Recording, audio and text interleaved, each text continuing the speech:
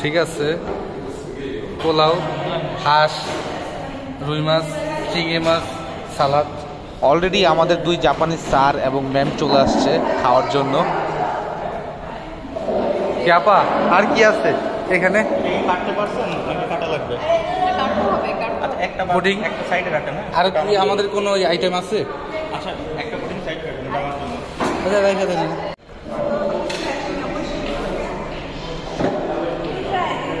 So আমরা আজকে সবাই আমাদের যারা কলিগস আছেন এবং আমাদের যারা আমাদের স্যার ম্যাম যারা আছেন সবাই একসাথে একটা লাঞ্চের প্রোগ্রাম অ্যারেঞ্জ করেছি, দেখতে পাচ্ছেন আপনারা।